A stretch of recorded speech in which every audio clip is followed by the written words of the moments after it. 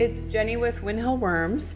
Today I am checking in on one of the Gateway starter bins that comes as part of the Gateway starter kit that we offer at www.wynnhillworms.com.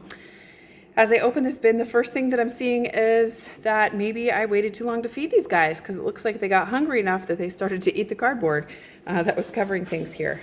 So I'm going to take this off and we'll take a look at things. So this is a simple 10-gallon Rubbermaid tote that has some holes drilled along the sides for ventilation for the worms.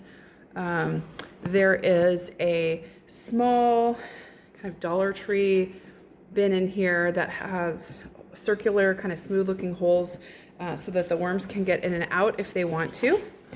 And it helps to divide things up kind of mentally as you're looking at the bin and thinking about horizontal migration. So we fill side number 1 first, then we add bedding and food to side number 2 or middle section, and then the third section would be where we would go last with food and bedding. Once they've worked through each of these sections, you can harvest the castings from the first side that you started on. The middle will probably be in process still, while the third side is where they're feeding. In theory anyway, that's how it tends to work. And I've had some good success using these little kind of cheapy bins inside of some of my other bins for that same purpose. So these guys have had food added here and there in order to keep them happy. I don't actually think that I fed the middle, but I think I actually just fed the first side. So I'm going to take off some of this bedding and we're going to look and see what's happening here. This actually feels really worked through, even though sometimes that can be a little deceiving with peat moss because it has a nice texture. So I'm seeing a moderate amount of cocoons so far in this bedding. There's another little one in there.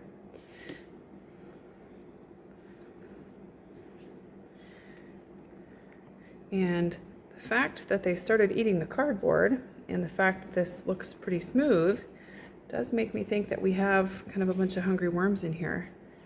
I see a couple of them trying to burrow to get away from the light here. Kind of a little short one, but he does have a clitellum here. There we go. They. So let's see here. There's another one there. All right, so some people like to debate whether or not you should fluff up your bin or whether it's disturbing to the worms. I really like to go in and try and get the pockets broken up so that we don't have any really like super wet anaerobic pockets. That was a nice little clump of worms there. They really seem to like the fact that it's pretty wet in here. There's no standing water, but it's kind of sloshy. So here's another nice group of worms here. Got some cocoons in there as well.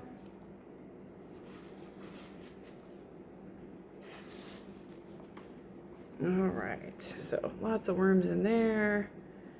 Definitely looks like there's a combination in here of some redwigglers. I'm seeing some that have that kind of darkish coloring that I would expect of blue worms. Man, they seem to be doing a really good job of breaking things apart. I think this is a cherry pit. Might be a little big for a cherry pit.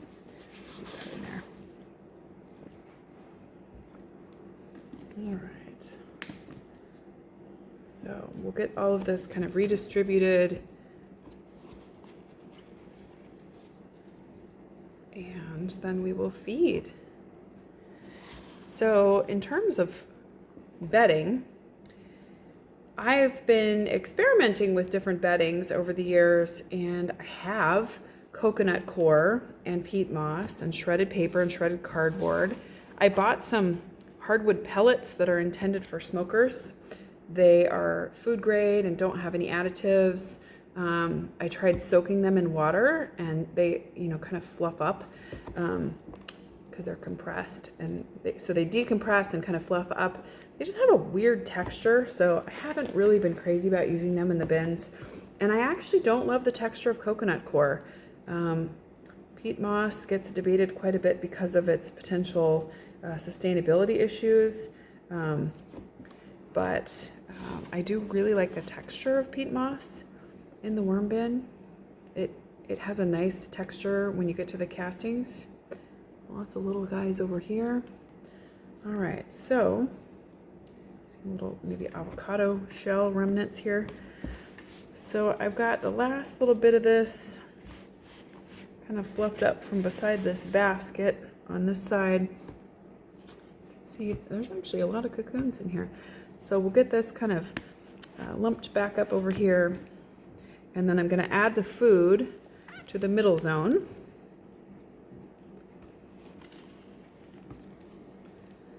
All right, well, got some hungry worms in there. So I'm going to add a little bit of peat moss,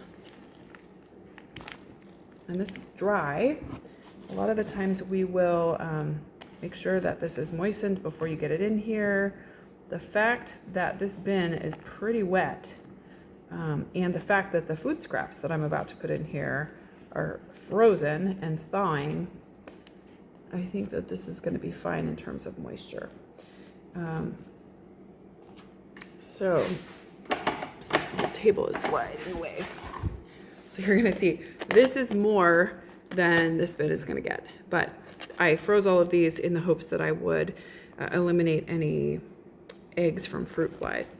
So let's see if that goal works. And because of the amount of worms that I'm seeing in here, I'm going to give them probably between half a cup and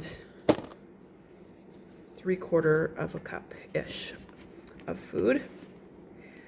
And I kind of mix this in here on the bottom, and then I'm going to cover it up. Sorry, worms. You're like, hey, this peat moss is not our thing. Too dry. Okay, so we've got a little bit of food in there. This is not an excessive amount of food. We don't want it to be an excessive amount of food. I'm going to put some grit in here. And this is part of the grit mix that we sell. That's a combination of powdered eggshell and finely ground oyster shell, as well as some azomite and a little bit of sand. And that provides, that provides grit for the worm's gizzard. So I'm going to put some shredded cardboard here. And I'm actually going to put some shredded cardboard over there as well. I'm going to put some peat moss on top just to try and kind of buffer the edges. So the dry bedding on the top and kind of around helps to try and keep the fruit flies and fungus gnats from proliferating. They otherwise really like the fact that there's decaying stuff in this bin, and it can be a struggle to try and keep them under control at times. All right, well, these guys chewed up one side of the cardboard last time. We're gonna get the other side this time. There's one little guy over here that is scaling the walls, so we're gonna put it back in there. All right, so that was the Gateway Starter Kit bin. Again, it's a 10-gallon Rubbermaid tote with holes drilled for ventilation. You can just barely see this in my camera view. This is actually a better size than I thought. When I first tried these, I thought, well, you know, there isn't as much volume as maybe I would hope in here. They are heavy, and the fuller they get, the heavier they get. So these are actually perfect, because if you were to use a full, 30 or 40 gallon Rubbermaid tote, you would not be able to lift the thing without getting hurt. So this is actually pretty good. Happy vermicomposting, everybody. Have a good night.